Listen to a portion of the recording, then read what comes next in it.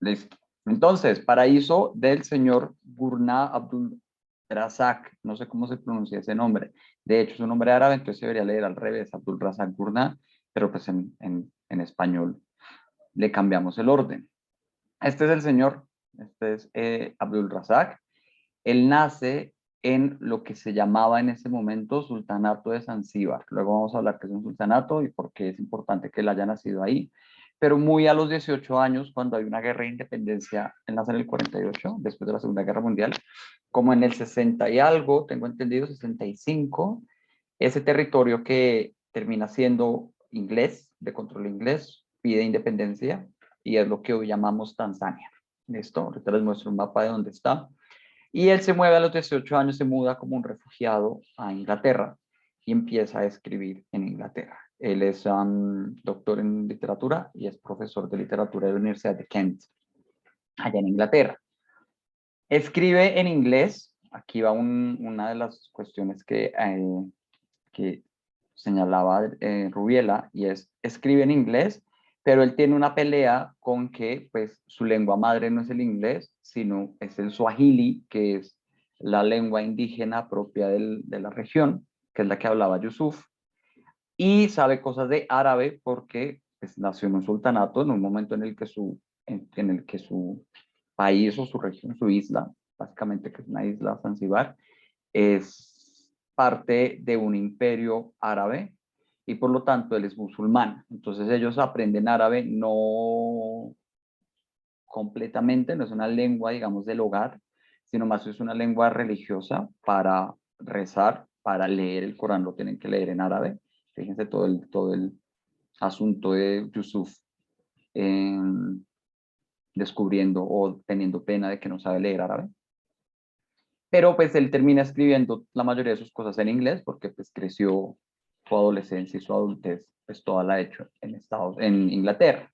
Entonces él tiene esta pelea enorme porque muchos editores le han dicho que saque esas palabras que interrumpen la lectura, que hay gente que, pues que el lector internacional, el lector que no es ni árabe ni suajili, pues no va a querer, no le va a encontrar mucho sentido, pero pues él defiende su idea de que es importante el tono de esas lenguas, ¿no? Que él piensa en esa lengua, que él se desenvuelve sobre todo en aspectos del hogar cotidianos a través del uso del suajili y del árabe y por eso se dejan este tipo de expresiones. Generalmente vienen traducidas, por ejemplo, al tío, ay, se me olvidó el nombre del tío, le dicen Seyit, y Seyit significa gran señor, sí, señor, como señor sabio. Varón, El por tío ahí. Asís. El El tío tío así es. Asís, y por ahí al final era como el gran varón, al final Ajá. del libro hace la traducción de él, Yesid. Sí, como es un gran tipo, es un gran caballero, un tipo de más sabio, no solo es como de presencia, sino también de sabiduría. El señor ha escrito desde el 87 hasta el 2020 y le dieron el premio Nobel en el 2021. Todo lo ha escrito en inglés, Memoria de una partida, El camino de los peregrinos, Doti, Paraíso, que es la que lo vuelve famoso, está traducida desde el 97 aquí por lo menos en Hispanoamérica, en Barcelona lo tradujeron en el 97, pero se reeditó, me imagino que ustedes tienen la versión de Seix Barral, ¿no? De Anagrama, y la versión de Anagrama es impresa el año pasado, o sea, es una reedición pensada en pues, publicar al Nobel más reciente. Tiene Precaro Silencio el 96, traducido en el 98 a español, y En la orilla del 2001, traducido a español del 2003. Son los únicos que contamos con traducción en español. De resto, Deserción, El último regalo, Corazón de Grava y Vidas después de la muerte, que son estos títulos que están acá, no se han traducido.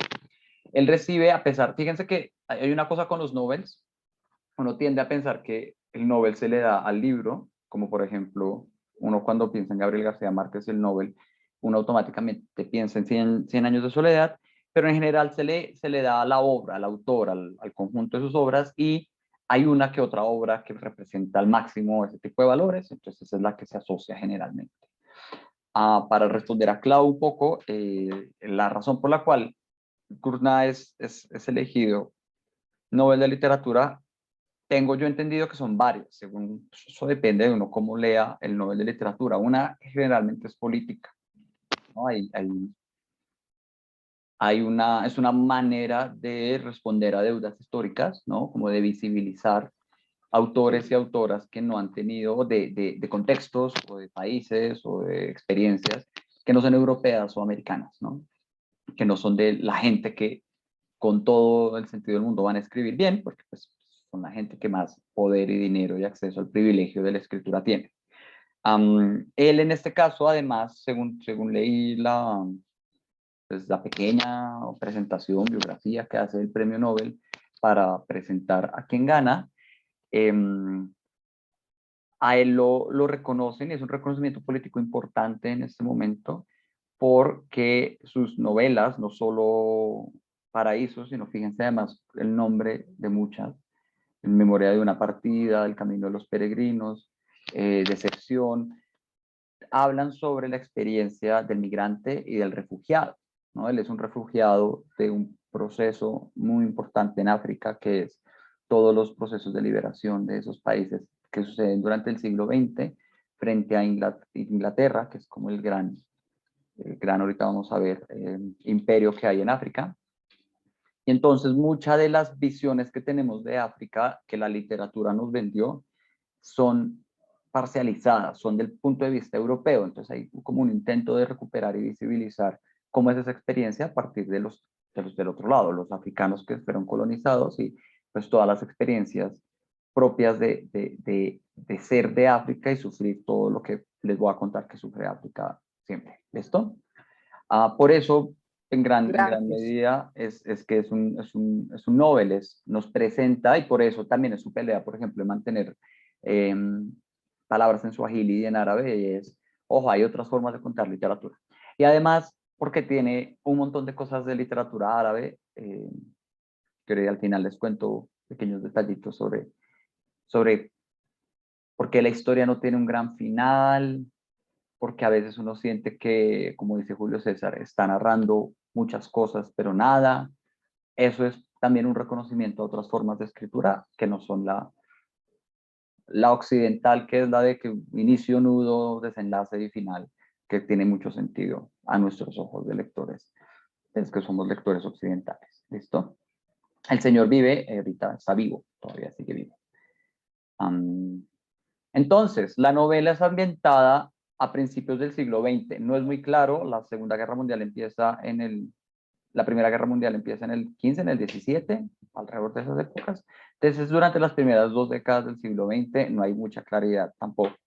Porque además, el lugar En el donde... 2014 empieza la Primera Guerra Mundial hasta el 2018. 1914, eso. Se nos movieron 1000 años, 100 años. Tienes toda la razón. En lo que hoy llamamos Tanzania, ¿listo? En esa época se llamaba África Alemana Oriental, que luego pasó a ser el territorio Tanganica y ahora se llama Tanzania, ¿listo?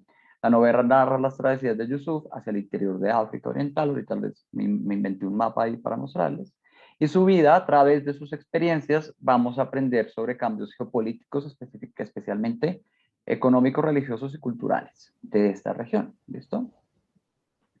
A través del crecimiento. Es una novela, lo que les he mencionado muchas veces, como cuando leímos La búsqueda del tesoro, ¿qué? La isla del tesoro. Es una novela de un Bildungsroman, una novela de crecimiento, una novela, un coming of age. El centro o lo que une toda la narración o la columna vertebral de la narrativa, lo que marca el ritmo de desarrollo de la novela, es la lucha que tiene una persona por crecer. En este caso, un hombre, un joven que está haciendo, que está enfrentándose a un mundo bastante hostil, por lo que ya todos mencionaron, que es ser un esclavo, ¿no? Y cómo en el mundo de esa época se movía. Entonces vamos a hablar de 6 cosas en general.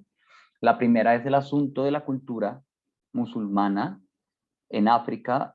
Es raro cuando con las ideas que uno tiene de los musulmanes, pensar en musulmanes negros, y en la misma novela lo hablan cuando hablan de cómo los rusos no se imaginan que los africanos sean musulmanes. Vamos a hablar de el colonialismo europeo, que es el principal protagonista. Cómo esto lleva a la Primera Guerra Mundial, vamos a hablar del final. Vamos a hablar de otros textos o de otras impresiones, otros productos culturales que seguramente todos hemos consumido sobre la misma época, pero que son esta otra perspectiva.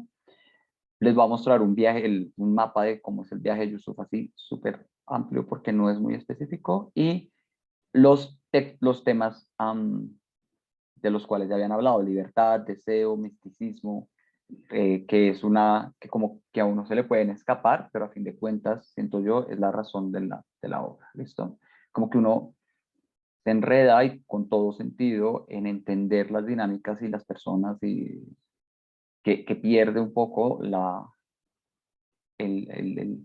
como una trama que hay ahí en el fondo, y es pensar la libertad precisamente a través de un hombre como Yusuf, que además tiene algo mágico en él, que es muy hermoso en ese contexto. ¿Listo? Entonces, África, Alemania Oriental. Pues esto es un mapa de lo que en el 1890 y pico, o 1900, sí, ya después de 1900, era Alemania, ¿no? Entonces, Alemania es aquí arriba, esta sombra gris. Aquí tenemos que Alemania tiene lo que se llama la antigua Prusia. Eso es antes de la Primera Guerra Mundial. La Primera Guerra Mundial, acuérdense que separa Alemania. Ellos se reconstruyen y en la Segunda Guerra Mundial los vuelven a romper en dos, ¿no? Ellos son los niños rebeldes de Europa porque son siempre los que generan estas guerras. Para finales del siglo XIX, un señor del cual les voy a hablar más tarde, que se llama Otto von Bismarck, hace toda una campaña de reunificación alemana. Entonces él hace que todos estos reinos distintos, que hoy son Alemania, Polonia y Bielorrusia, acuérdense que leímos a Svetlana, que es bielorrusa, esos tres territorios, que esos eran un montón de reinitos y de villas y de pedacitos, él los une como una república y dice: oiga, todo el mundo tiene un imperio por acá. Los españoles, por ejemplo, llevan siglos con un imperio, los brasileños, los portugueses también tienen su imperio, los ingleses ni se diga, son dueños de la mitad del mundo árabe y de India. Entonces, pues nosotros también vamos a hacerlo. Entonces ellos bajan a Europa, a África, y tienen 4 territorios en África. No me acuerdo cómo se llama este. Esto de aquí es como por Costa de Marfil. Este es seguro África Alemana Occidental, y este es África Alemana Oriental. Esa región se llamaba Tanganica y es lo que nosotros hoy llamamos Tanzania. Aunque en este mapa se muestra como con límites muy claros, como decir aquí todo esto es alemán, la verdad no es tan así. Les voy a mostrar un mapa de cómo de verdad era la distribución en ese territorio. Fíjense, para que nos ubiquemos, toda esta costa verde es lo que aquí tenemos como la costa de este territorio, ¿no? Entonces vamos a hacerle un zoom a esto, solo que como que los colores cambian mucho y nos podemos perder. Esto estaba lleno de pueblos indígenas. Llamamos pueblos indígenas a pues tribus originarias del territorio, ¿no? Ese es el término técnico para hablar de una persona que no es colona, sino que es originaria, se dice indígena. Toda la costa verde es un sultanato, se llama el sultanato de Zanzíbar, y Zanzíbar es esta isla que está acá.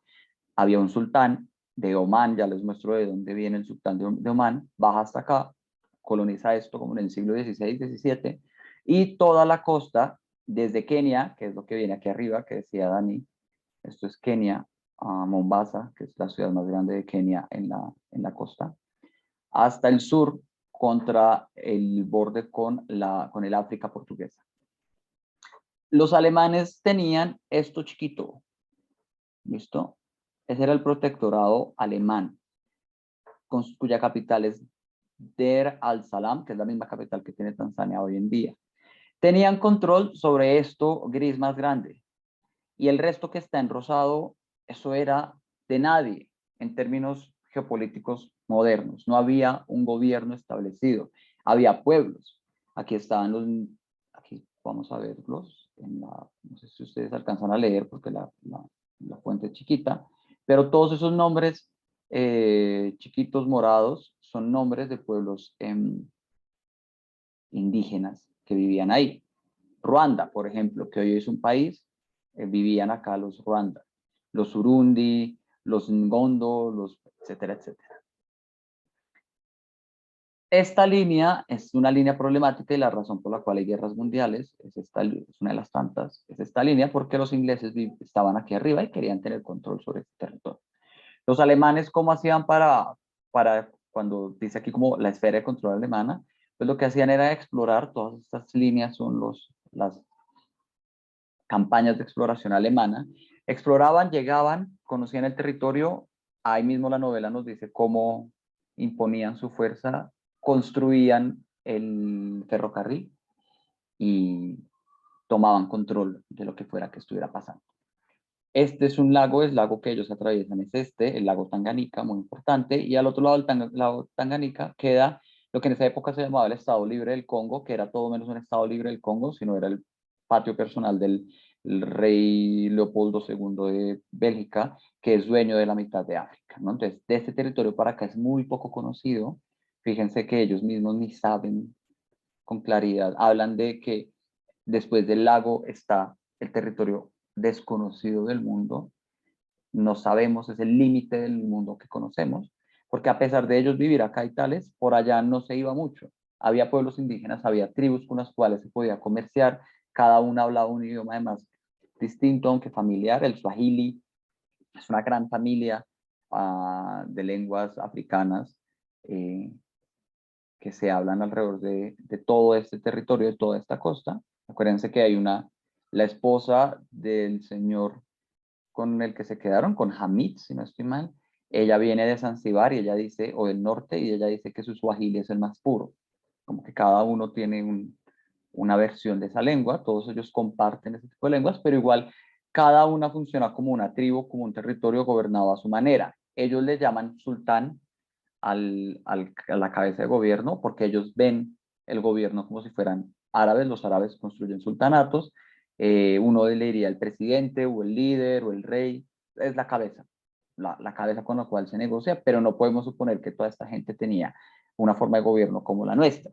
De hecho, ahí ven que hacia el final, cuando ya están volviendo, muchos de los pueblos les dicen que ya no les cobran tributo porque el gobierno ya no permite, y el gobierno es pues, lo que establecen los alemanes.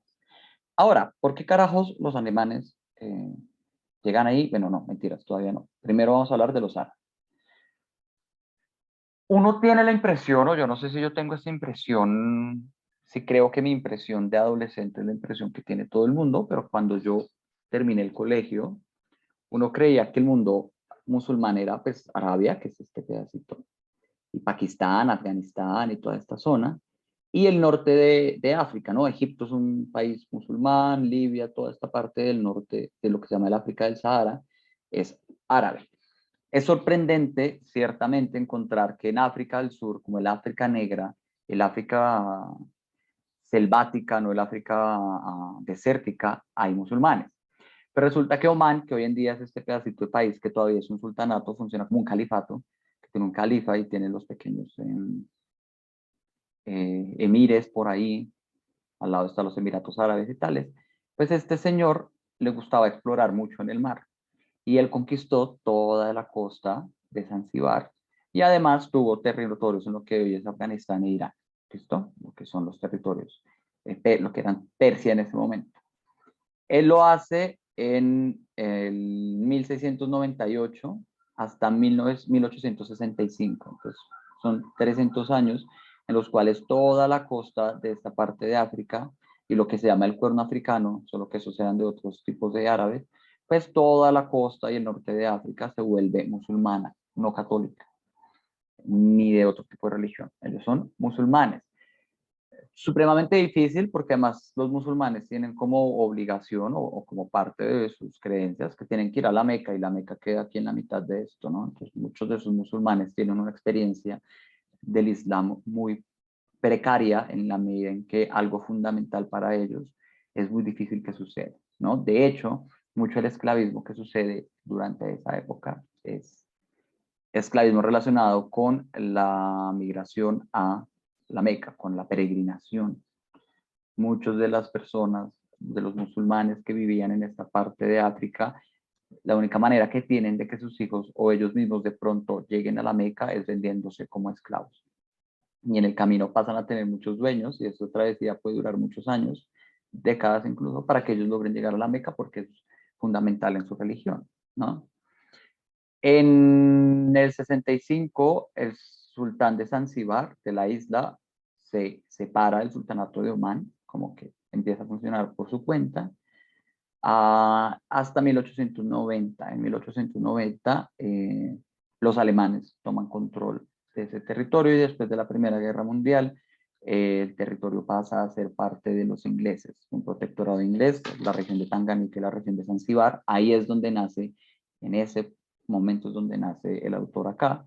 Él se va a sus 18 años a Inglaterra porque hay un proceso de liberación. Tanganica se libera en el 65, si no estoy mal, Zanzíbar en el 66 y en el 67 deciden unirse como la República de Tanzania. Tan por Tanganica, Zania por Zanzíbar, es Tanzania, ¿no? Entonces ese es el país que hoy en día conocemos como Tanzania. Fue de alemanes, de árabes, de ingleses, de suahilis, o sea, de naciones indígenas propias.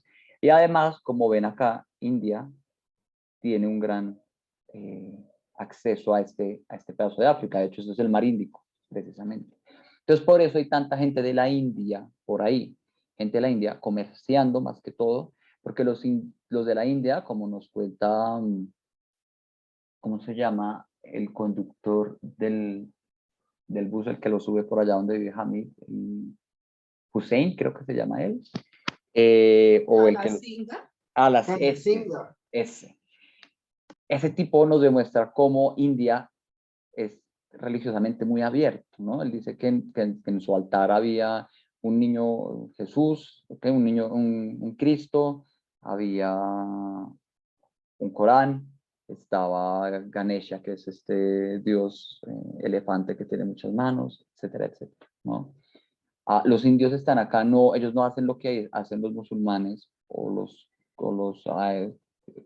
europeos, que es colonizar y establecer su forma de pensamiento, sino que ellos andan por aquí, hacen muchos negocios, ellos conocen muy bien la región porque selváticamente tienen similitudes y nunca tienen, digamos, una colonia verdadera.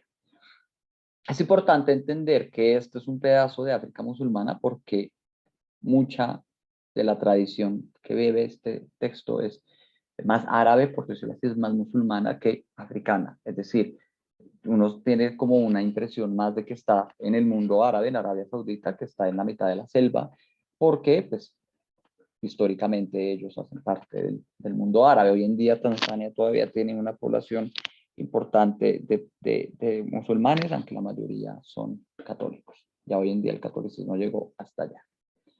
Epa.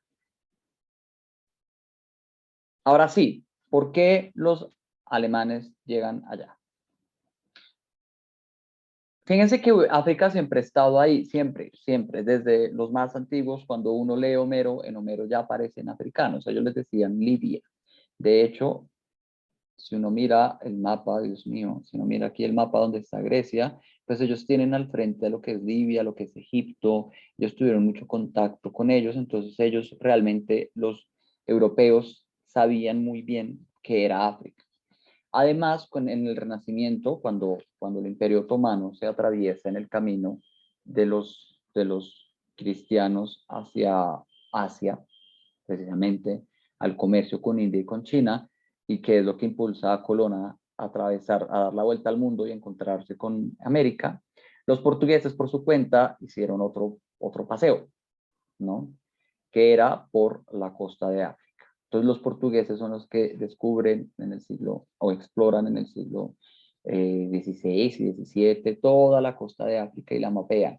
Encuentran Madagascar, encuentran Sudáfrica, encuentran todo ese tipo de cosas. Fíjense que además la mayoría de, si no todos, las personas esclavizadas que llegaron a América durante los siglos XVI, XVII y XVIII, que era todavía legal el comercio de personas esclavizadas, vienen de esta parte de África. ¿no? Vienen de la Costa de Marfil, vienen de Liberia, vienen de Nigeria, que son todos estos países que que están acá. Porque fíjense que además es más fácil llevarlos a Cartagena, que es una de las entradas de esclavos, a Brasil, hacia Florida, que es la entrada de esclavos en Estados Unidos, hacia las islas del Caribe, ¿no? Igual los portugueses exploran todo esto y llegan a India y tales y como que no le paran muchas bolas a lo que hay ahí. Ellos no reparan en pensar que hay hacia adentro. Hay como un conocimiento muy chévere de cómo son las costas, pero hacia adentro y tal es nuestro. No había claridad de qué. Entonces en el siglo XIX, los europeos descubren África. Lo descubren como que voltean su interés hacia África, aunque siempre han tenido comercio, de nuevo. Egipto es muy importante para ellos, etcétera. Ellos empiezan a preguntarse qué carajos hay en el territorio. Entonces entran a explorar. Entran a explorar por múltiples razones y se quedan ahí felices por muchas razones, pero las principales es encontrar muchos recursos, especialmente cosas exóticas, como cuernos de rinoceronte, el marfil que se saca de los elefantes, también mucha caña de azúcar. También, hay otra cosa que ellos comercian un montón que se me está escapando en este momento. Pero bueno, en general es un montón de recursos que en Europa ya casi no hay. Acuérdense que Europa para este momento se está industrializando, necesita muchos recursos para vender cosas. También tienen un mercado inexplorado. Europa empieza una sobreproducción de cosas que no pueden vender con facilidad y en África pues hay un mercado que de pronto les pueda permitir, sacan la materia prima y le devuelven productos procesados. Caucho, ya me acordé, lo que más encuentran ahí es caucho, que es muy importante para la industrialización porque es la que nos permite hacer muchas cosas, como llantas y cosas por el estilo. Y lo que más les saca a ellos un poco, o la manera en que hoy en día vemos todo este proceso de colonización, es que ellos encuentran un montón de gente de sociedad no industrializada que no es católica, es decir, que ellos consideran salvajes. Incluso ellos reconocen en los árabes algún tipo de sociedad, entonces no se preocupan por los árabes tanto como por los salvajes, tribus que no tienen ningún tipo de conocimiento de ninguna de las grandes religiones importantes para los europeos, que son las monoteístas, ni católicos, ni judíos, ni árabes, respetan a los musulmanes, pero el resto no. Entonces eso es una oportunidad para convertirlos, especialmente porque hay una demostración importante para ellos de salvajismo y hay esclavos. Decía Claudia muy acertadamente, en esa época no existía, ya no se podía tener esclavos, ya todo Latinoamérica había prohibido la esclavitud para ese entonces. Estados Unidos acaba de terminar una guerra civil, la hijo de madre, que implicó terminar la esclavitud. Inglaterra ya dejó de vender esclavos, que eso fue como su principal mercado durante 2 siglos en el Caribe. Y entonces ellos llegan y descubren que allá en ese pedazo de mundo todavía existe la esclavitud, y aunque los europeos la hayan impulsado, la hayan querido, hayan explotado y hayan creado sus riquezas a través de, ante todo, la esclavitud de los pueblos africanos o los pueblos indígenas en América, ya para ese momento no. Ya para ese momento hay una visión temprana de derechos humanos, entonces ellos dicen, no, pues, tenemos que, toda esta gente que está aquí metida, tenemos que salvarlos de su salvajismo, y entonces lo que va a hacer Europa es va a entrar y va a buscar las formas de gobierno y va a establecer formas de gobierno democráticas que permitan que África entre al mercado global, o sea, que pueda comerciar con ellos y que además pues no sean unos salvajes que andan por ahí esclavizando gente. Esa es su excusa política porque al final del día no lo hicieron. Los alemanes, por ejemplo, nunca tocaron la institución del esclavismo.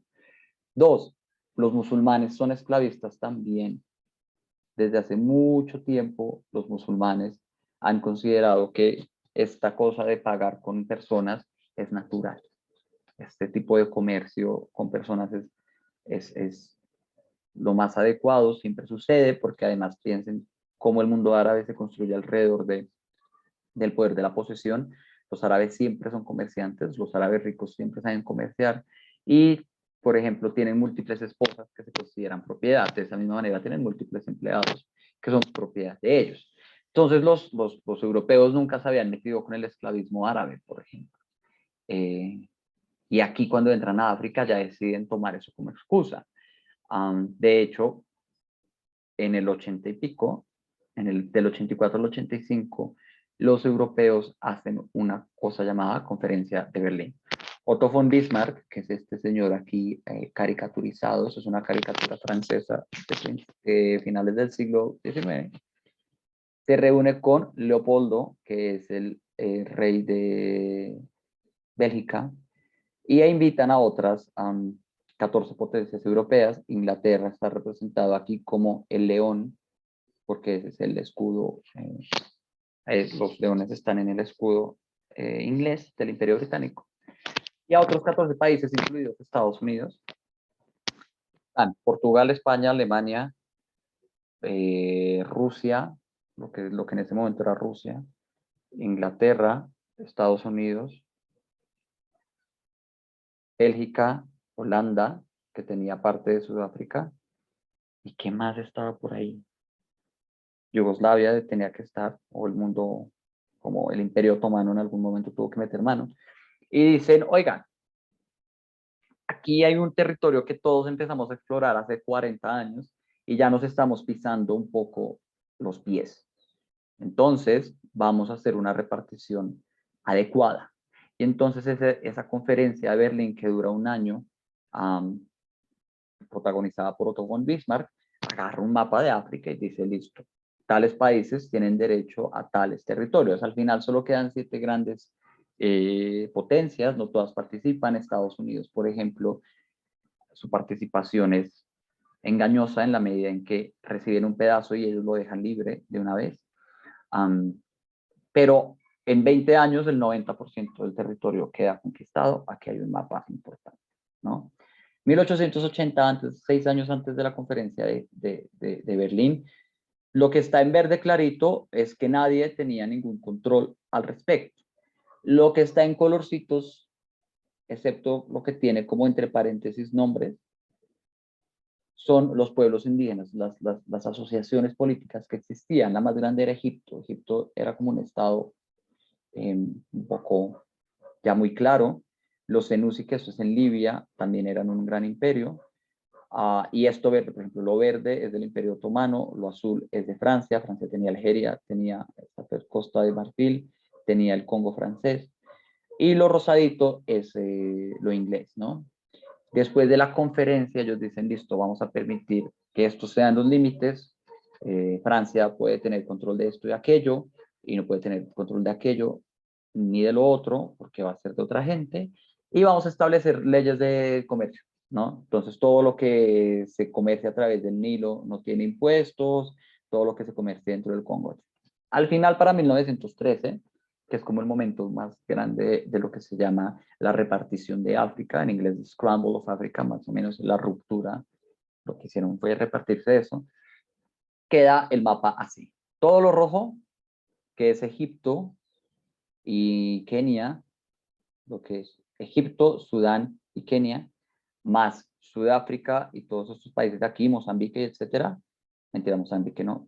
Todos esos países que están al norte de Sudáfrica, más estos rosaditos, es de Inglaterra. Todo lo azul es francés. Algeria y todo el Sahara, la Costa de Marfil y toda esta gente se quedan de Francia, más Madagascar. Lo morado es lo que se queda Bélgica con Leopoldo, que es el Congo, lo que llamamos República Democrática del Congo, en esa época el Estado Libre de Congo, que nunca fue libre.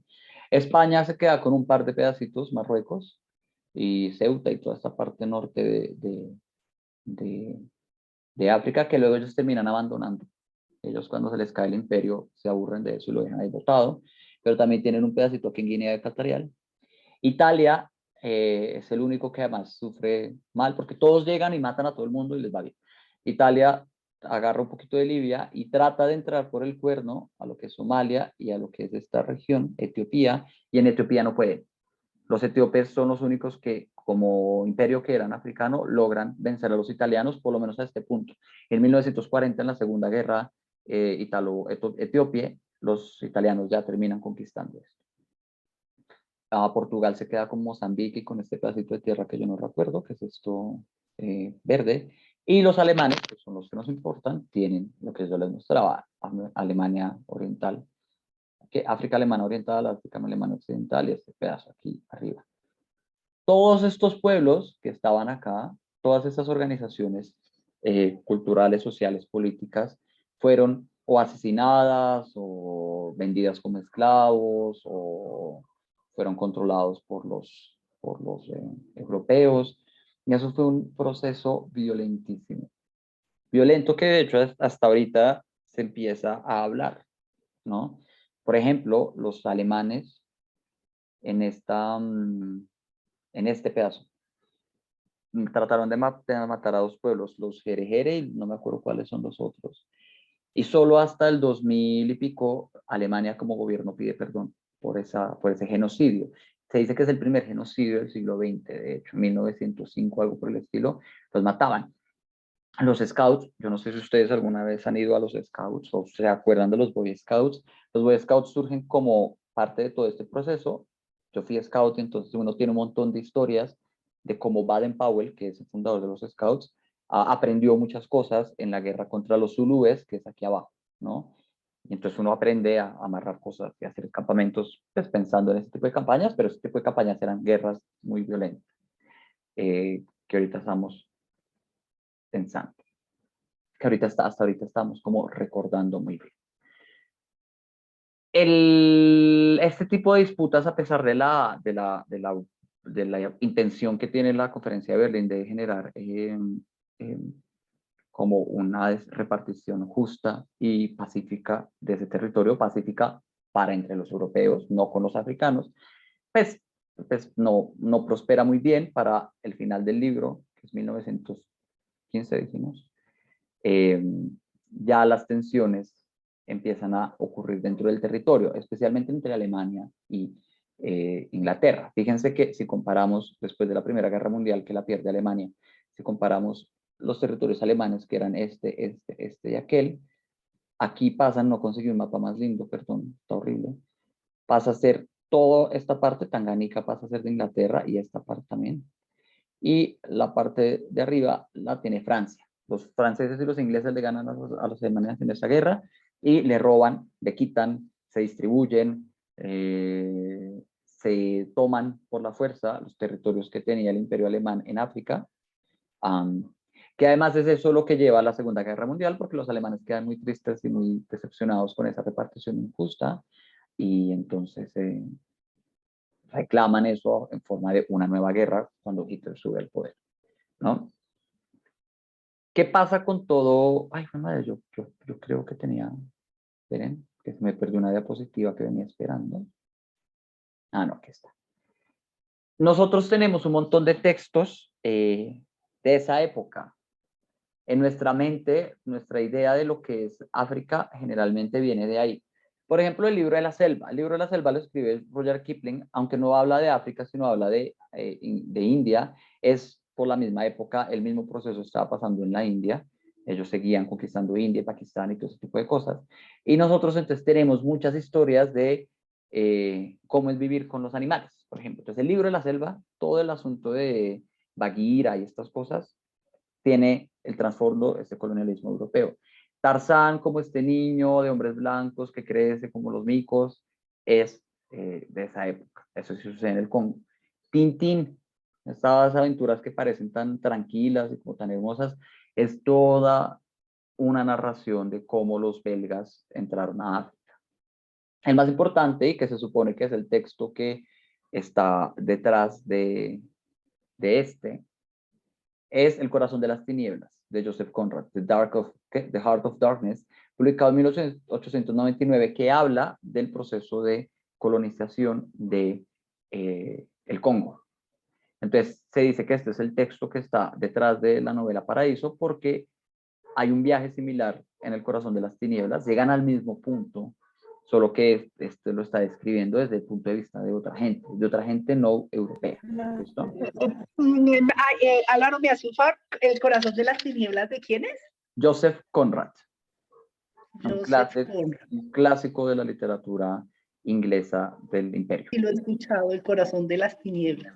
Que es, Ok, que es ya lo como, imagínense la vorágine, es, el Sí. mismo, es la misma estructura. Queremos ir a la selva por caucho, vamos a ir a la selva, nos encontramos un montón de cosas, la selva nos come. Así es el corazón de las tinieblas. El corazón de las tinieblas Gracias. precisamente es la selva congolesa, ¿no? Entonces, nosotros tenemos muchas ideas en nuestra mente sobre lo que son los africanos de este tipo de cosas, que pensamos que son gente pobre, que pensamos que son pueblos salvajes, viene de toda esta idea. Nunca nos cuentan, o poco nos cuentan, la otra cara de la moneda. Eso fue un proceso horroroso. Fíjense que los belgas, por ejemplo, a los niños, eso es una historia que además uno no lo puede creer. A los niños que estaban en sus plantaciones de caucho, que no cumplían la cuota, como castigo les cortaban la mano. Y por mucho tiempo en Bélgica existían unos chocolates que eran unas manitos.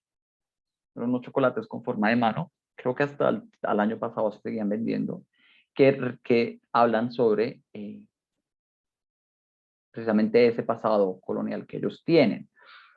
El hecho de que Suiza y Bélgica y los mejores chocolates estén en Europa es porque hubo una explotación de cacao impresionante en África. Aunque lo descubren en América, se puede cultivar en África y en África lo hay, entonces ellos empiezan a producirlo. De hecho, hoy en día, empresas como M&M y Nutella tienen demandas de todavía seguir esclavizando niños en la costa africana, por ejemplo, en Costa de Marfil. Pero además ellos hacían una cosa como muy inhumana, que serán las exposiciones coloniales. Entonces ellos encontraban pueblos raros, no sé, los pigmeos, que son un pueblo africano, era un pueblo africano de gente muy bajita, pues los llevaban a los zoológicos en Europa e incluso en Estados Unidos.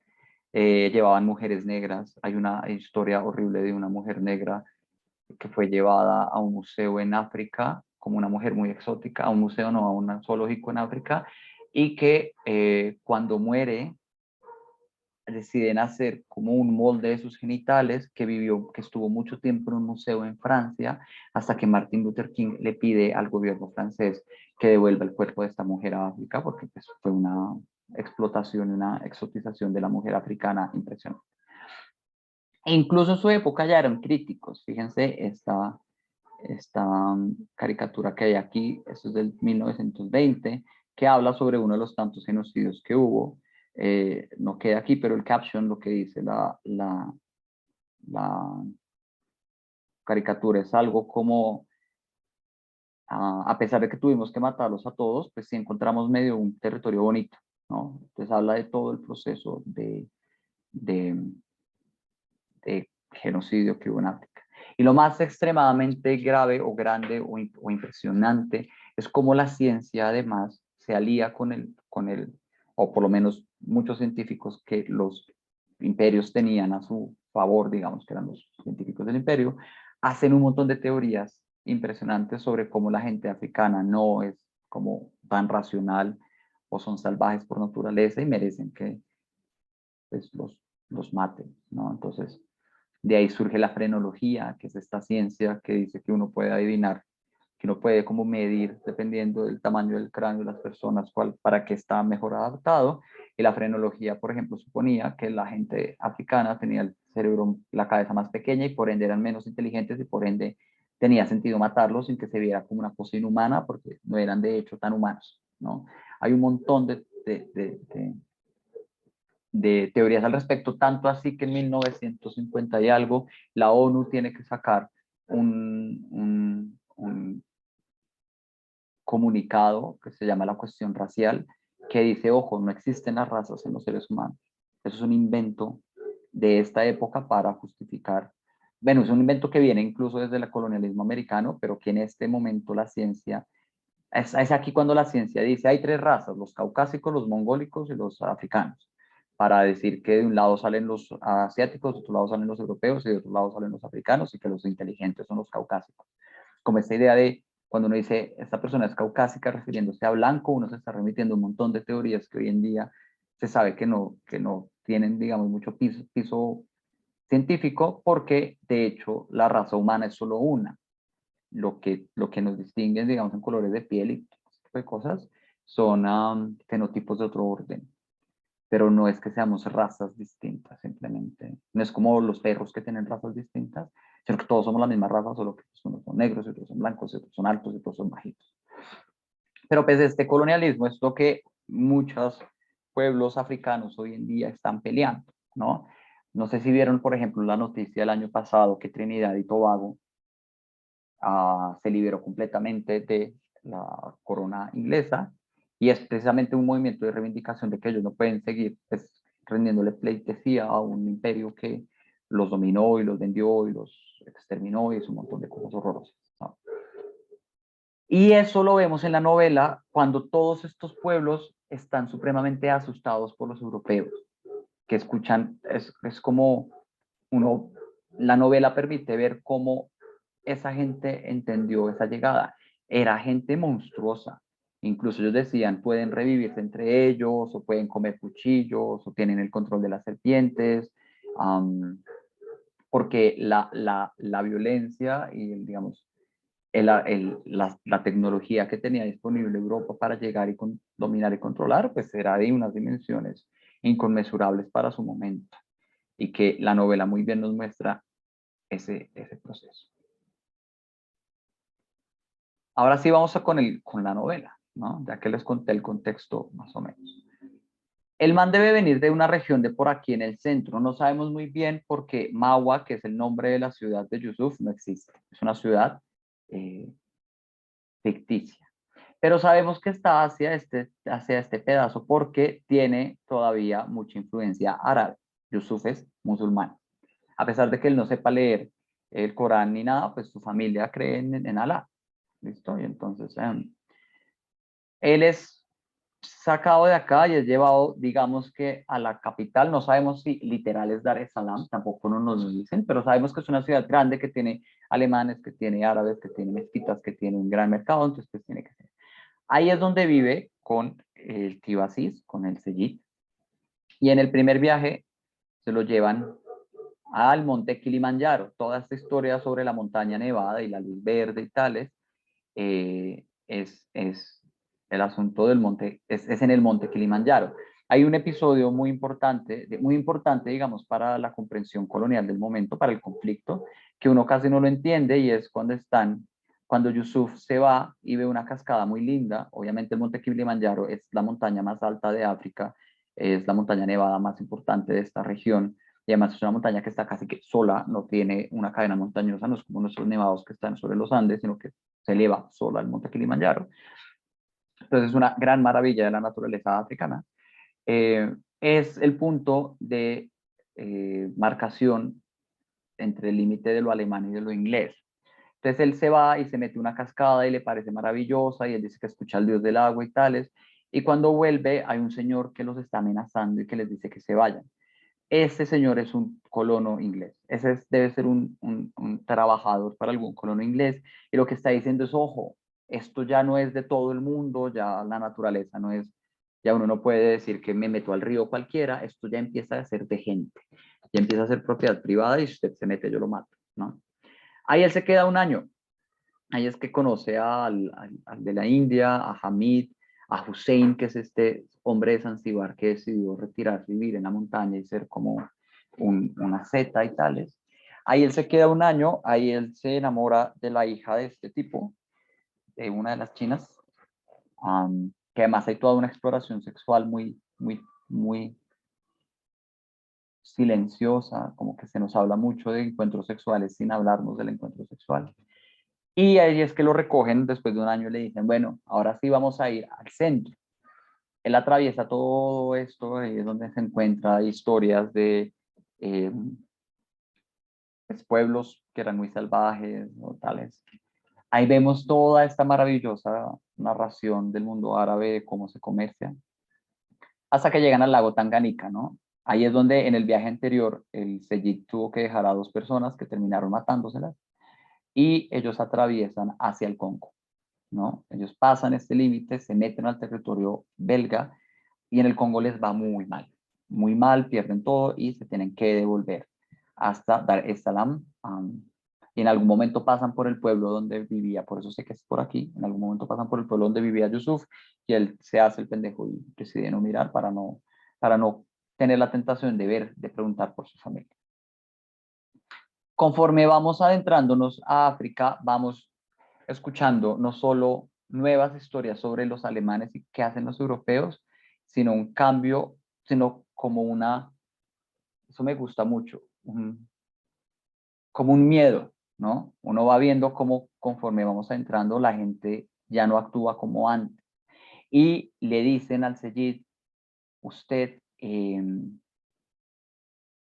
usted me trajo mala suerte la vez pasada que vino y yo por eso ya no lo voy a recibir esta vez. De hecho, es que en los árabes comerciaban mucho con esclavos por acá y tuvieron un par de guerras. El sultán tuvo un par de guerras con la gente que vivía alrededor del lago. Y ese es lo que los europeos vienen a establecer que no se puede hacer. Ellos vienen a establecer un gobierno para controlar ese tipo de cosas. Y entonces, pues, todos estos pueblos empiezan a temerle a los europeos y dentro de sus creencias afirman que es el comercio, el que los árabes hayan logrado conocer toda esta región, mapearla y comunicársela a los europeos, es la que permite que los europeos lleguen más fácil y los termine matando a todos. Se ve como además pasan un montón de años, como 10 años, creo, de mentiras, como 6, 7 años durante toda la novela, uno va viendo cómo la impresión va cambiando, de los alemanes vinieron a hacer un tren, a los alemanes van a venir a matarnos a todos, los alemanes van. Que de hecho el Seyid, que tiene a Mohammed, que es este tipo súper violento que controla a todo el mundo, que Mohammed le dice, no deberíamos tratar con esta gente, no deberíamos tratar con los indios, no deberíamos tratar con nadie, y el Seyid es muy inteligente y le dice, sí debemos porque ellos son los que ya saben trabajar con los europeos y esto va a ser al final del día siempre los europeos. Y dos, lo que nosotros musulmanes hacemos con la bendición de Alá y con justificados en el Corán no es muy distinto a lo que ellos están haciendo. ¿Sí? Nosotros nos interesa porque nosotros hacemos lo mismo. ¿No? Él tiene una conciencia de que lo que él está haciendo es también un proceso de colonización a su manera por medio de el comercio y que los europeos lo están haciendo por medio de la guerra y que no hay nada que se pueda hacer al respecto y que más bien hay que aprovechar lo último que queda. Ya el último viaje que él tiene, lamentablemente, no da los frutos que él quería, ya nadie comercia con telas, ya toda esta gente está muriéndose de enfermedades que traen los europeos, traen un montón de enfermedades a este territorio que no se conocían. Y él por eso, la única salvación que le queda es lo que termina volviéndose la principal actividad económica de África hasta hoy en día, que es el contrabando, especialmente de cosas animales, de cuernos de rinoceronte, de marfil, que es lo que termina siendo este último personaje que lo mandan solo por su cuenta a recuperar todo el contrabando de animales que queda guardado aquí en el monte Kilimanjaro y con lo único que van a poder pagar todas las deudas de un viaje que demuestra que ya los tiempos cambiaron, que antes los árabes podían comerciar un montón y tales con toda la gente que había acá. Ya no se puede porque llegaron los europeos y los europeos están mandando la parada de otra manera, con mucha más violencia, con mucha más tecnología. Y básicamente lo que nos narra la novela es eso, cómo un mundo de comercio en el cual el árabe era como el extranjero que podía entrar a este territorio y tener contacto, pues queda completamente borrado ante la presencia del europeo. ¿Listo? Y ahora sí, pues a hablar de los temas de la novela, ¿no? Entonces, además de ofrecer, porque uno se puede centrar mucho, extremadamente, en el asunto del colonialismo europeo, fíjense que yo toda la presentación se las muestro con excelente. Hay un montón de temas que se discuten, que están ahí hilados, que son hasta bonitos de ver. El primero es todo el asunto del Islam en África, y eso implica ser musulmán, como les decía, lejos de la Meca, ¿no? El indio les recrimina mucho que ellos no saben que están leyendo, porque probablemente ellos no saben lo que están leyendo. Cuando ellos van a estudiar el Corán, pues un sufí, que es como el profesor o el tipo de predicador que tienen el profesor de Corán, básicamente, les enseña a leerlo. Fíjense que su reto es, explican cómo sucede la educación. Esa es una explicación impresionantemente buena. Todos los niños del pueblo van a hablar con el que les enseña a leer el Corán, y cuando son capaces de leerlo de principio a fin, es decir, de enunciarlo como se dice en árabe y de entender lo que dice ahí, entender es que le hayan explicado qué es lo que está diciendo, ya se gradúan. Entonces lo que hacen los profesores es hacérsela difícil para tener más plata y tener mucho más estudiantes a lo largo de su vida. Pero ellos realmente nunca entienden qué dice ahí. Se los traducen, se los presentan. Es como cuando aquí daban misas en latín. Nadie sabía latín, todo el mundo repetía la misa en latín y lo que el padre dijera en el púlpito era la verdad. Entonces el indio les recrimina mucho eso y les dice, por eso es que yo voy a traducir el Corán de inglés al suajili para que ustedes sepan, ¿no? Le está diciendo, ojo, que su Dios es un Dios vengador, que es un Dios que les prohíbe hacer un montón de cosas, no como los dioses hindúes. Además, ni siquiera saben ustedes qué onda, de verdad ustedes no saben en qué están andando. Y es como una lectura crítica de lo que es el musulmán allá. Ellos son muy musulmanes, o sea, son muy creyentes, pero es una creencia un poco ciega y hay una crítica al respecto de esa creencia, ¿no? También está todo el encuentro con los salvajes, a pesar de que los musulmanes no son europeos, a pesar de que siempre ha habido una lucha entre cristianos y musulmanes, ambos coinciden en que la otra gente es bruta, porque no conocen a su Dios, no conocen a Alá. Ellos muchas veces dicen, esta gente hace brujería, esta gente hace un montón de cosas que no está ahí. Hay una cosa, lo que les decía, que es muy, muy propio de la literatura árabe, que nosotros como occidentales no estamos acostumbrados, es la idea de la narración de historias. Si uno tiene un referente árabe de literatura, uno siempre piensa en Las Mil y una Noches. Y Las Mil y una Noches es, ya lo sabrán, una recolección de muchos cuentos árabes que se dan bajo la excusa de que un señor que tiene muchas esposas mata a una esposa cada noche. Y a esta esposa a la que va a matar, que no me acuerdo cómo se llama, ella le cuenta una historia cada vez que él llega, y cuando la historia termina, ya es de día, y entonces el tipo no la va a matar.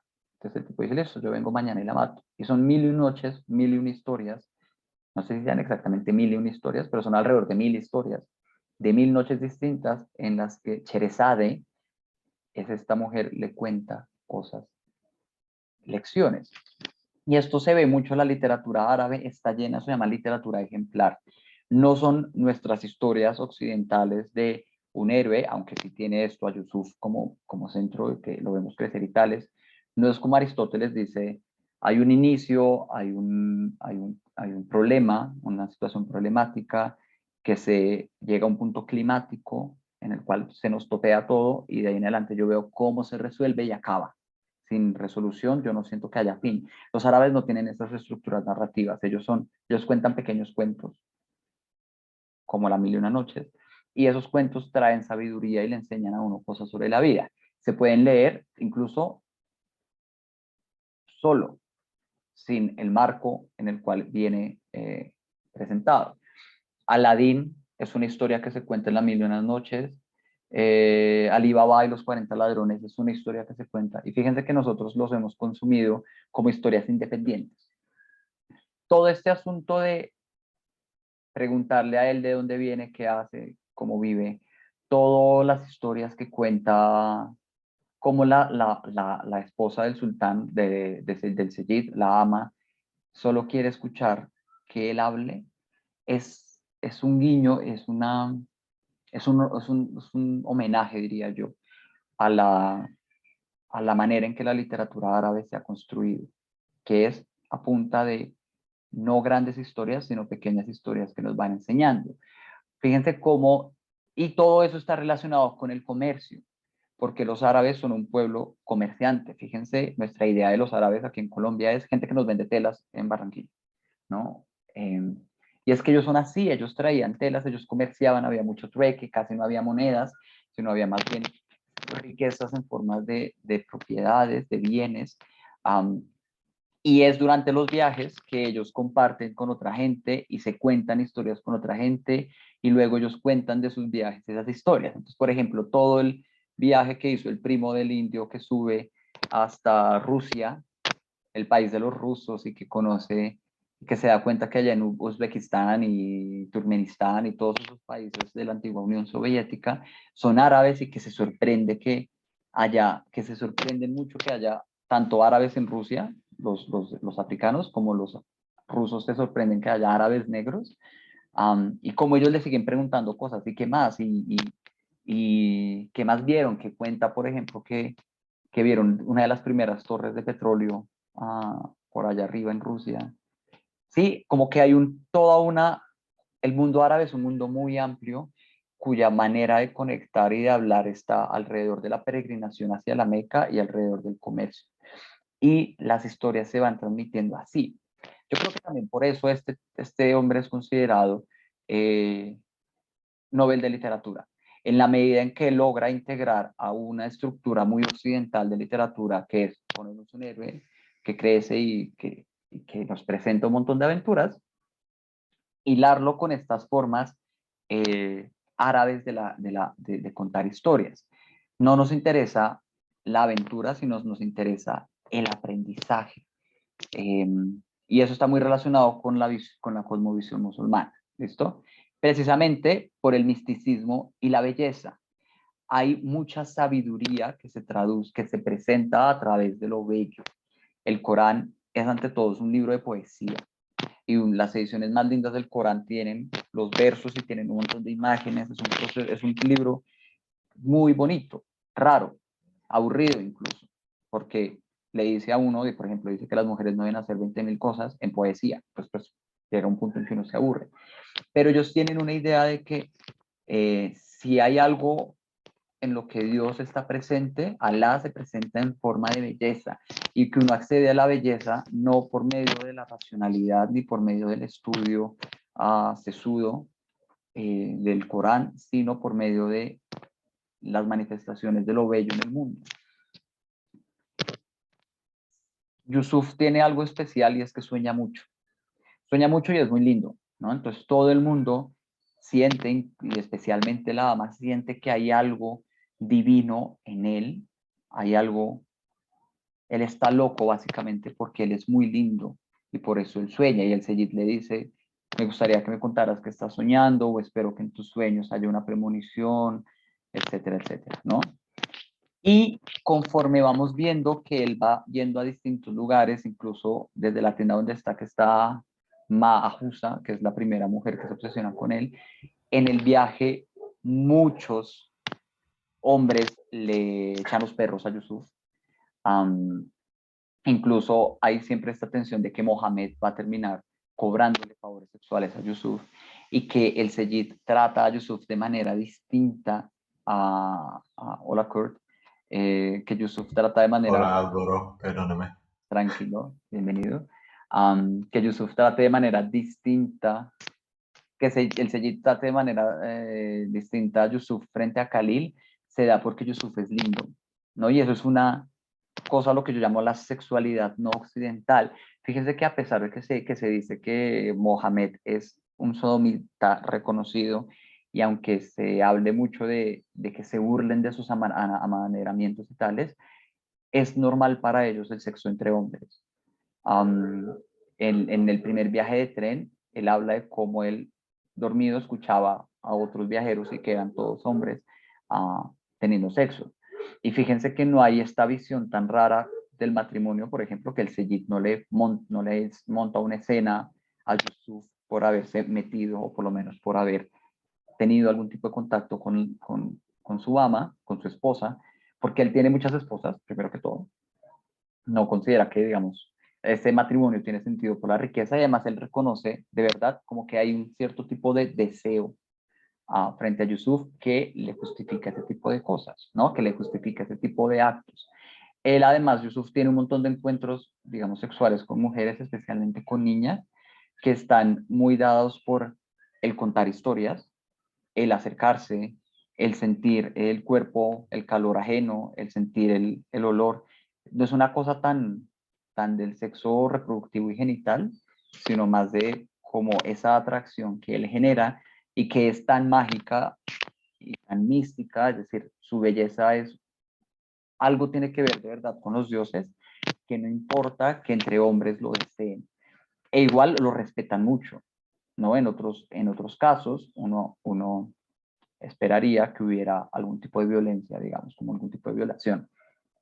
Todo este asunto del esclavismo árabe, además del esclavismo musulmán, viene dado con relaciones generales homosexuales entre hombres muy mayores con poder y jóvenes, como en la edad de Yusuf, que todavía tienen mucho de niño, como mucho de suave, que no son hombres todavía hechos y derechos, que los hace como estar en una zona gris que pueden ser atractivos. Nunca se casarían con ellos, simplemente aprovechan su belleza por medio de compartir, por medio de estar juntos, por medio de como una suerte de enamoramiento platónico que les permite, que es la que les enseña a los niños, a los jóvenes como Yusuf, a ser adultos, ¿no? Fíjense que en todo el camino, el Seyid le quiere mostrar a Yusuf cómo comerciar, cómo debe hablarle a los sultanes a los que se encuentra en el camino, cómo debe hacer negocios, qué tipo de regalos debe ofrecer, porque hay una relación que eso no pasa se me olvida, el Khalil, que es un esclavo mucho más viejo. Pues Khalil se queda aprendiendo en la tienda y trabaja ahí porque pues hasta ahí le llega su capacidad. Mientras que Yusuf, siendo tan lindo y como tan místico y como con esa relación con lo divino tan especial que tiene, vale la pena entrenarlo para que sea un señor, un magnánimo señor por su cuenta. Lamentablemente eso no se logra. Y aquí falta un tema que no sé por qué no lo puse, que es el que especialmente Adriana señaló, que es el tema de la libertad. Todo el mundo naturaliza la esclavitud en la novela. Todo el mundo considera que tiene sentido que el papá lo haya dejado, que el papá de Khalil haya rescatado a esta niña, que se la robaron literal, como que la agarraron de un patio y se la iban a llevar y él se mete y la salva, y la incluye en su familia, e igual la niña termina siendo esclavizada y casada por el Seyid. Uno se sorprende porque uno es occidental y uno ya cree profundamente en el que la esclavitud es mala, pero también Yusuf tiene sus dudas al respecto. También Yusuf le cuesta no decirle tío al tío Aziz, le cuesta aceptar que es una relación comercial o profesional y que no es una relación familiar, y él se va encontrando una y otra vez personas con las cuales discute la libertad.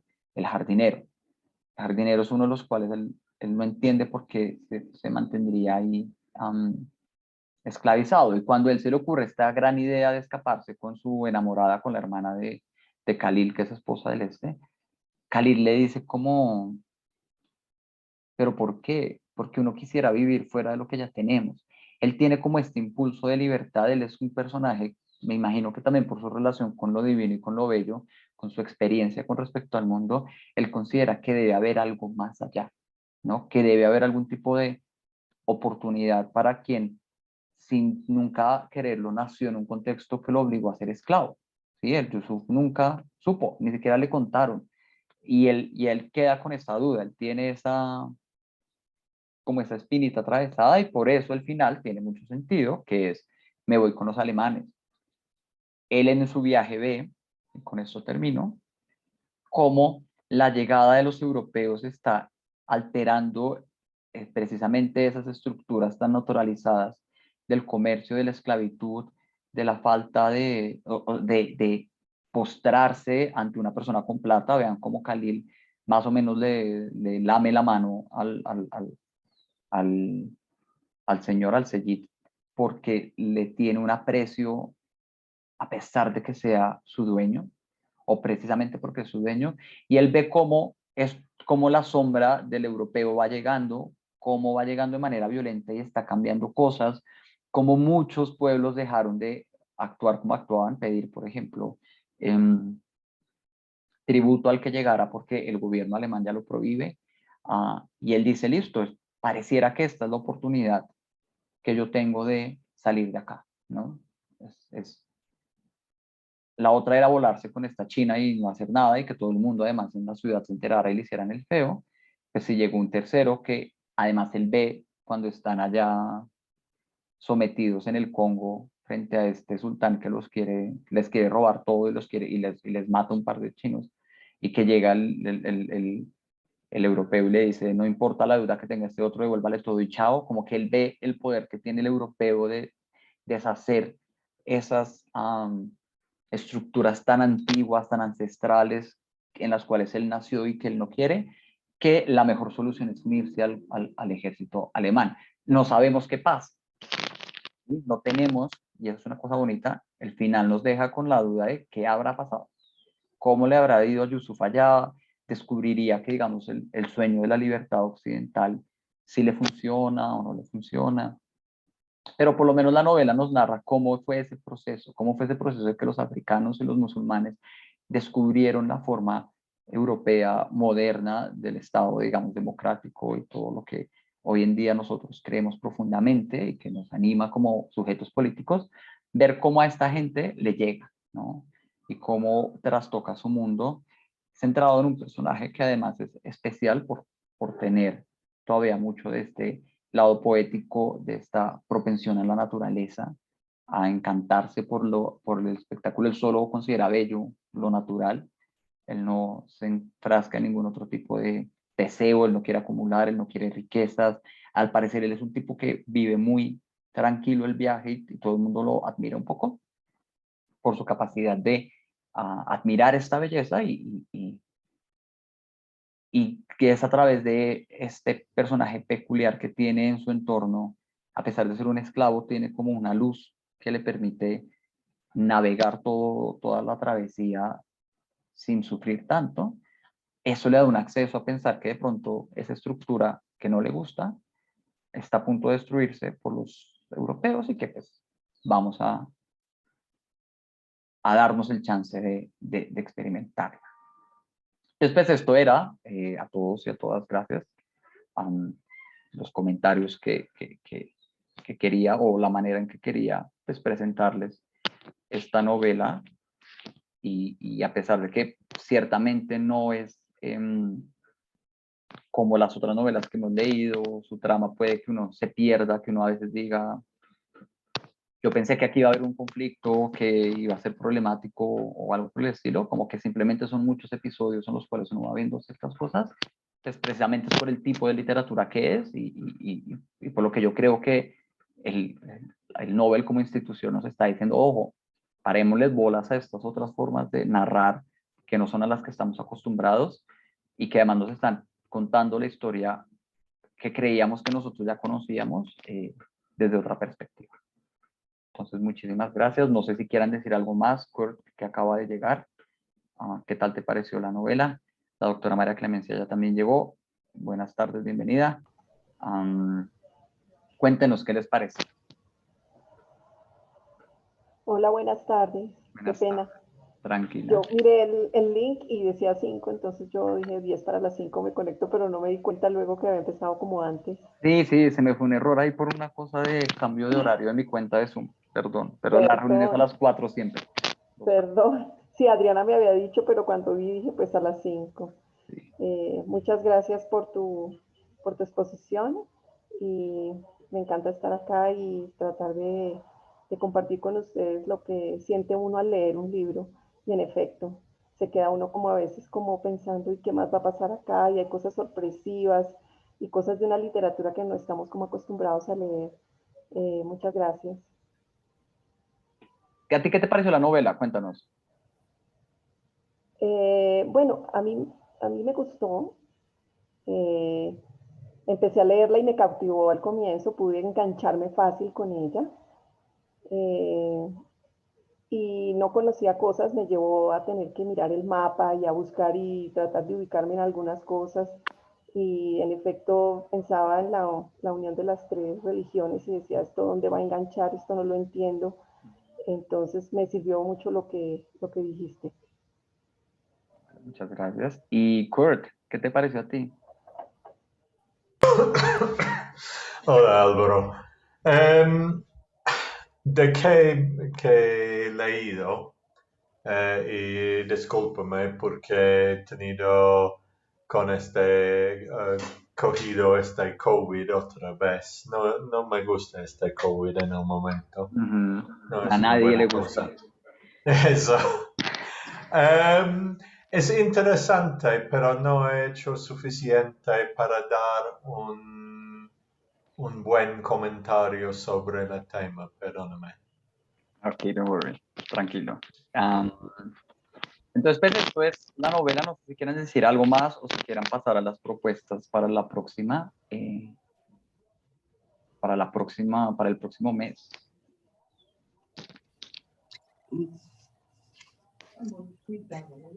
Pues yo creo que como libro fue muchas cosas que ya nos aclaró y sí le quedan a uno como muchas cosas en el pensamiento,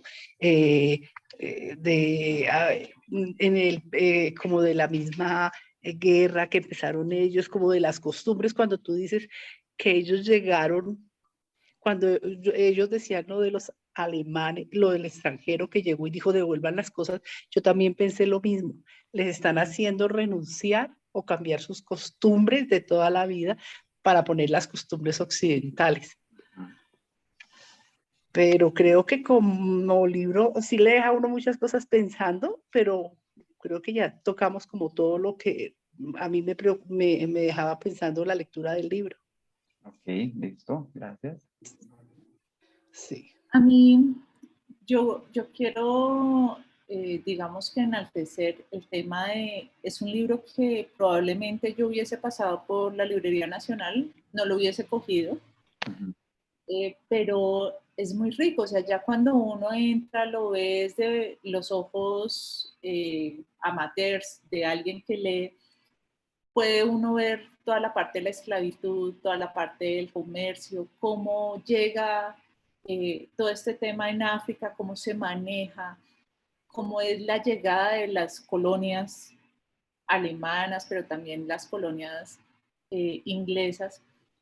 Y digamos que le muestra otra forma a la historia, sin llegar a tocar el tema de la guerra como tal, pero sí le permite ver a uno cómo era la gente en ese momento, qué hacía en África, por qué era importante toda la parte del comercio, por qué reconocemos a los árabes como comerciantes, como mercaderes, como el aquel del trueque, y cómo lo representamos desde la literatura. Entonces me pareció un libro muy interesante, obviamente como dice mi hermano Julio César, con la clase magistral que Álvaro nos da, nos ubica un poco más entre esos pensamientos que de pronto tenemos aislados y que, claro, cuando ya alguien le pone a uno el camino, uno dice, claro, por eso se presentaba, por esto era el tema de la belleza de Yusuf, porque todo el mundo decía, pero es que me estás viendo porque tienes los ojos más grandes, porque eres más moreno, porque eres más guapo, y uno no, como que no lo entiende, pero claro, en el contexto religioso ya viene uno a entender esta parte y como siempre algo muy enriquecedor. Muchas gracias, Álvaro. A ti, Adriana. Hay algo que con lo que dice Adriana, en alguna parte del libro lo nombraban que cuando estaban por allá donde la tribu donde el que les robaron las cosas, entonces le preguntaban, pero ¿por qué el comercio es tan complicado? Y le dice el tío, así le dice, él dijo, es que el comercio, el que es comerciante y sabe de mercadeo, bueno, es como se diga, es el dueño de las oportunidades. Bueno, entonces ahí decía la importancia del comercio, el que es el que sabe comerciar nunca va a tener sufrimientos. Se van a entender. Y le decían, y con su belleza es más fácil comerciar. Total. Ese chino estaba destinado para ser un un gran sultán árabe, pero pues le llegó el siglo XIX, el siglo XX encima, y se lo llevó. Y le cambió todo. A mí me pareció al final una novela buena. Yo también al principio dije, no conecté mucho con ella y me la terminé leyendo como en 3 días, que ya se me hacía tarde esta semana. Dije, como, uf, mi madre, no la he terminado. Porque además me puse a investigar mucho sobre Tanganica y Zanzíbar y toda la vaina. Entonces, cuando me di cuenta, no me había terminado el libro por estar echando chisme en Wikipedia. Pero ya hacia el final sí sí me atrapó. No es un libro memorable, ciertamente. No es como que yo diga, en Yusuf yo encuentro una experiencia humana que me haga pensar y reevaluar mi vida, pero sí le da a uno perspectiva con respecto a muchos temas, especialmente como el mundo de los otros. Uno ve el mundo muy con los ojos europeos, muy con los ojos occidentales ya, ¿no? Como en términos de lo bueno y lo malo, cómo es la familia, cómo se organizan las ciudades, y ver que hasta hace 130 años había un mundo distinto por allá afuera, es chévere. Es que para nosotros lo normal es lo de uno, lo de los demás es lo anormal. Y ellos, lo de nosotros es lo anormal. Listo, entonces, opciones para el próximo mes. A ver, Álvaro, hay un libro, pues no lo he leído ni nada. Estuve medio mirando, se llama Shogun, de James Clavell. No sé qué recomendaciones tengas de ese libro. Nunca lo he escuchado, voy a revisar mientras. Listo. ¿Alguien tiene alguna propuesta o paso con las que tengo yo? Yo sí tenía la propuesta, pero veo que la tienes ahí, que es El infinito en un junco. Ajá, esa me la pasó Claudia el otro día. Y estoy leyendo en esto. de Almudena Grandes, Los aires difíciles. Los aires difíciles. Entonces, tenemos esta opción de Irene Vallejo, que además no sé por qué está tan popular hoy en día, porque es del 2019, pero no es la primera vez que me la mencionan, como que llevan 3 meses mencionándomela. Es ensayo, cosa que nunca hemos probado. Claro. Y yo eso les iba a decir, no es una novela, es como un documental, como un ensayo. Es un ensayo sobre la historia del libro, lo cual se me hace muy bonito. No sé cómo yo vaya a presentar un ensayo, porque es que además un ensayo se presenta así solo, ¿no? Probablemente seleccione uno que otro, porque los temas son como la historia del libro, literal. Hasta Roma, si no estoy mal. Sí. Pero lo que nos puede ayudar un montón es a tener lecturas, porque seguramente nos va a recomendar o nos va a nombrar un montón de cosas, y dependiendo de cómo nos lo vendan, podríamos como tener un gran banco de lecturas, como ya Álvaro, introducido. perdóname. Ahí en ese libro habla de nuestro jardín de los Fonsi, que muestran una visión diferente a la que nosotros hablamos del día de que lo analizamos. Pero me pareció genial esa parte donde hablan y que cada uno se encierra en un jardín de los Fonsi. Esa es... Sí, esa podría ser, esa es una opción. La otra, bueno, estoy viendo el de Los aires difíciles de Almudena Grandes, y estaba pensando en Günter Grass, que es un Nobel de literatura y que habla de la Alemania nazi, y es algo que es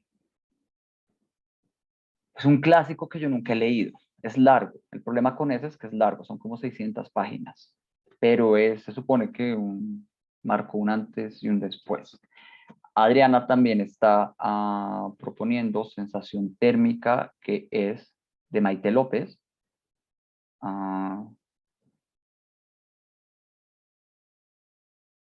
Eso es mexicano en Estados Unidos. Me suena esa autora, no la he leído, pero me suena. Y Memorias de África. ¿De quién es esa? No, aquí me aparece una película. Eso iba a decir, hay una película muy famosa de este libro. Con Meryl Streep. Recomiendan ese libro, que es bueno leérselo. Pues si alguien se quiere ahorrar la leída y verse la película, pues... Lo puede hacer. Entonces, tenemos las siguientes opciones. El ensayo, que sería un intento distinto, es como ver un documental frente a ver una película, entonces la aproximación va a ser distinta. La opción africana, seguir con África y qué sucede en Kenia.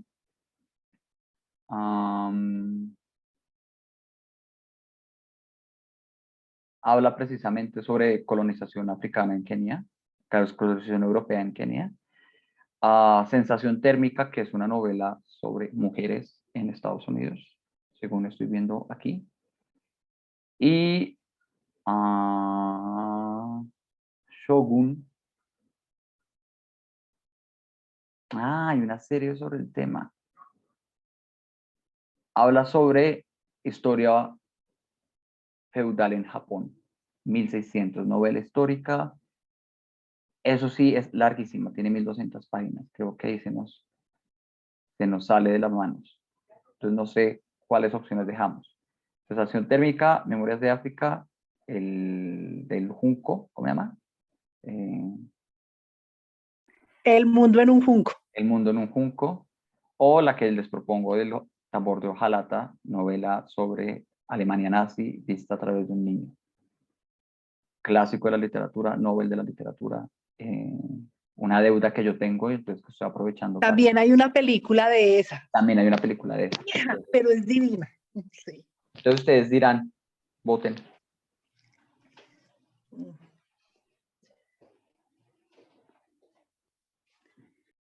¿Las mujeres de quién es? Sensación térmica es de... Ay, qué madre, se me perdió. Maite.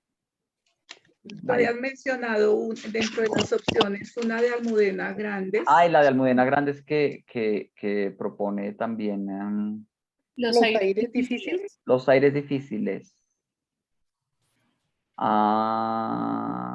Pues haciéndole honor que falleció en noviembre. Sí, Ujú. a mí me gustaría. Son 800 páginas. Nunca decepciona. Almudena Grandes son 800 páginas, pero Almudena Grandes se lee en una sentada. Sí, eso es muy chévere, muy emocionante. Sí, esa mujer escribía. Dicen que antes de morir estaba escribiendo la última novela y parece ser que la alcanzó a escribir, que ¿Sí? está en edición, antes de morirse. Bueno, podemos. Lo que estoy revisando es si la que tú propones está en librería y no la encuentro. No la estoy viendo en ninguna de las librerías que yo siempre. Lerner no la tiene, la Librería Nacional no la tiene. Entonces eso podría ser un pero, ¿no? Porque pues no. ¿La de Alemania? No está la de Almudena Grandes en físico, entonces pues si la leemos tendríamos que leerla todos en... Por PDF, que es horroroso. ¿Cuántas páginas tiene la de Alemania?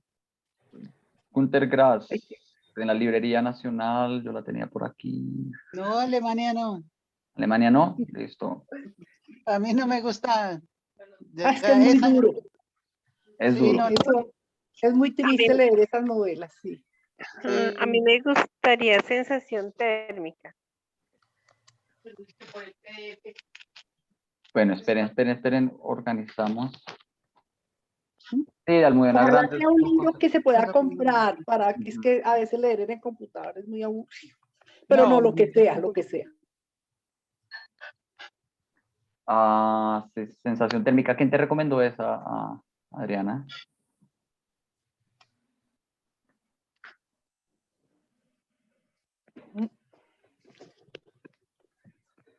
Sensación térmica. La escuché en unas recomendaciones de unas periodistas españolas. Digamos que pues ellas votaron muchos libros, dentro de lo cual está pues el diario de Ana Frank, y estaban estas Memorias de África y Sensación Térmica, como un buen relato. Inclusive mencionaban uno de Madrid, pero pues pienso que ya sería demasiado extenso para leerlo. Pero pues es gente que se lee 50, 100 libros al año, y digamos que ellos lo pusieron como los grandes, como los 3 recomendados del año. Cada una de las escritoras, de las periodistas, puso sus 3 recomendaciones y este fue uno de esos. El asunto es que no lo estoy encontrando. O sea, físico la Lerner lo trae, pero te lo trae desde España. O sea, no lo tienen acá, toca importarlo. Y eso sale caro y se demora. Y en las otras librerías No lo encuentro. Tampoco se encuentra. Esta, ¿no? ¿Cuál? ¿La de sensación térmica? Álvaro, Sí. Entonces descartemos sensación térmica mientras lo traen a Colombia. Mientras llega a Colombia y nos quedaríamos con los aires difíciles, que también te entendí, Álvaro, que no, No está en que físico. tampoco está. Nos quedaba la otra opción de los nazi, pero pues No. Claudia, mi madre, dicen que Que no. Es duro, ¿no? que Pues, empecemos el año leyendo algo más agradable. Emocionante. Pues, Álvaro, yo tengo aquí uno que leí hace un tiempo, se llama Pasión India de Javier Moro. Es un libro, una novela histórica de una chica española que un jeque se enamoró de ella y se la llevó para la India y la hizo princesa de Capurtala. Pero es bien interesante, sobre todo por la historia de la India y de España. Pero, y el papel que juega la mujer allá y el papel que jugó el momento en que se fueron los ingleses y cómo les cambió la vida a muchos indios. Pero bueno, ese es otro que también bueno, se y puede... está en la Librería Nacional y está en internet. Es decir, se consigue en ambos lados. ¿Cuál? Pasión India de Javier Moro. Pasión. Nosotros leímos algo de Javier Moro, Nana, Javier Moro no fue el de la viruela. No, y también nosotros ya leímos uno de Javier Moro, creo que fue el de la mexicana, es que no recuerdo. No, Javier No, Moro. la mexicana era Ángeles Maestretos. Aquí no hemos leído nada de Javier Moro. Acá no. ¿Nosotros leímos una de Javier Moro o Álvaro? No. No hemos leído Javier Moro. No, Nana y yo sí leímos uno de Javier Moro que creo que es A flor de piel. A flor de piel, sí. ¿Y es bueno? Sí. Es una literatura fresca, interesante, como dice Clau, es una novela histórica. Puede ser como para arrancar el año. Está en la Librería Nacional, vale 39.000 pesos. Ya lo ¿Cómo se conseguí. llama? Pasión India. Ese. ¿Pasión India? Sí, y Pasión ya lo tengo India. también en PDF. Yo compré, finalmente, me regalé de Navidad un Kindle, entonces ya también puedo leer en Kindle más fácil. Va a tocar que nos regale a todos. Sí, gran experiencia, gran experiencia. Yo no sé por qué me negué tantos años a eso. Uno puede leer tan fácil y tan rápido. Entonces ahí ¿qué dejamos entre Pasión India y el Junco? ¿Qué? ¿El mundo en un Junco? Sí, sí, sí. Bueno, voten. Votación. Anotando para la próxima. Sí. Entonces, Adriana, ¿cuál quieres? Yo quiero el infinito en un junco. Infinito en un Junco. Rubiela y Dani. También. No, Pasión India. Pasión India, o los dos, ¿cierto? Tú. Sí, me toca. María Clemencia. Que diga la India. María Clemencia, ¿cuál te suena más? ¿Pasión India o un junco, el mundo en un junco? El mundo en un junco. Mundo en un junco. El infinito en un junco, el infinito en un Eso, junco. el infinito en un junco. Vamos 2-2. Pilar, ¿por cuál votas tú? ¿Quién? Yo voto por Pasión India. 3-2. Claudia, ¿por cuál votas tú? Pues no sé, dejemos que vaya al final. Yo estoy leyendo en este momento El infinito en un junco, que ya me falta poquito, y Pasión India también ya había leído los dos. Me parece muy emocionante Pasión India. Y creo que más gozarían todos con ese tipo de lectura. El infinito en un junco es un documental donde si uno ha leído a Alejandro Magno, a Cleopatra, es recordar todas esas lecturas de Roma y todas esas lecturas. Pero es un ensayo que de pronto no todos van a sacarle gusto. Probamos. Sí. Marta, ¿tú cuál votarías? Vamos 4-2. Por Pasión India. 5-2. Julio, César.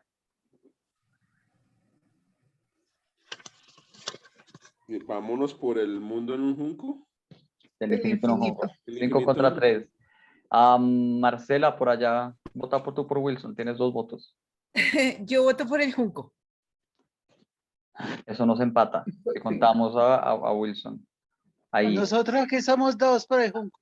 2 por el junco. 7-5. Y falta Kurt. Kurt, ¿cuál querrías? ¿Pasión India o El infinito en un junco? Ese es divino. Infinito en un Junco. Listo, entonces ganó él. Parece interesante. Listo.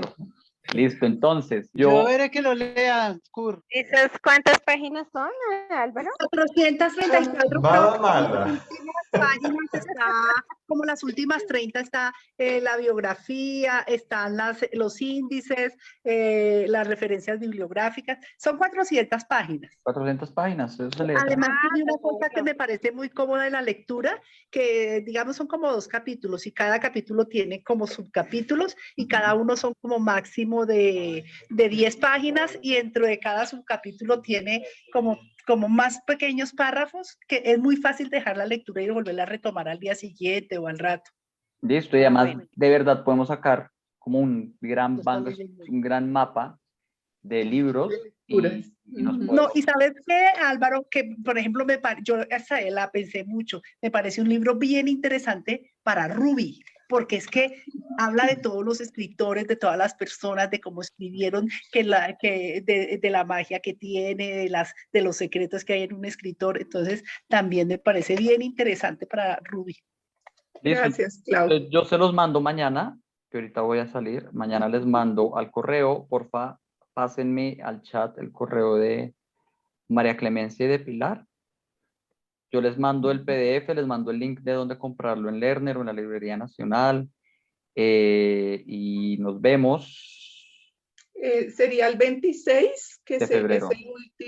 el último sábado de febrero, tendríamos 4 semanas. Listo. Y a las 4 de la tarde, no así el mensaje llega a las 5, siempre es a las 4, ¿listo? Sí. Bueno. Listo, bueno, muchas gracias. Muchas gracias a todos y a todas, feliz fin de semana.